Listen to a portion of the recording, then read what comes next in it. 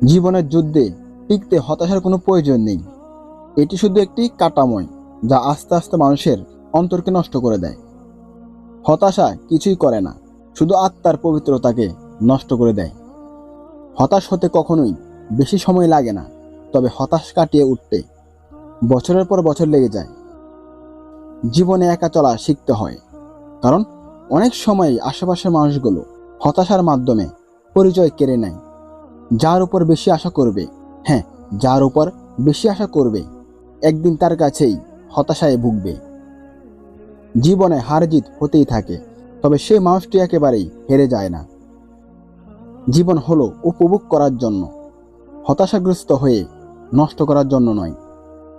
পৃথিবীতে এখনো পর্যন্ত এমন কোনো হতাশা আসেনি যে আশাকে পরাজিত করতে পারে।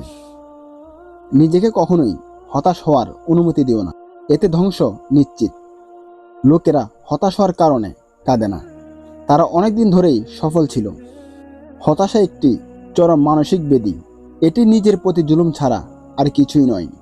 হতাশা হলো বিষের মতো, যা মানুষের মধ্যে ঢুকলে রক্ষা পাওয়া অসম্ভব প্রায়। তুমি নিজেকে ভালোবাসতে পারলেই হতাশাকে দূরে সরিয়ে রাখতে পারবে। শুরুর আগেই ব্যর্থ হওয়ার ভয়টা হতাশার সম্ভাবনাকেই বাড়িয়ে দেয়। আশা কখনো তোমাকে ছাড়ে না, বরং তুমিই তাকে ছেড়ে দাও এবং হতাশ হয়ে পড়ো। কারো উন্নতি দেখে ঈর্ষা করো না, শিক্ষা নাও, তাহলে তুমিও উন্নতি হবে। হিংসা করলে নিজেকে হতাশাগ্রস্ত বানাবে। অনুকরণ করে কোনো মানুষ কখনোই বড় হতে পারে না। নিজের জন্য নিজেকে এগিয়ে আসতে হবে, চিন্তা করতে হবে ভাবনার সাথে। বিশ্বাসের অভাবেই মানুষ চ্যালেঞ্জ নিতে ভয় পায়। আমি নিজের উপর সব সময় বিশ্বাস রাখি।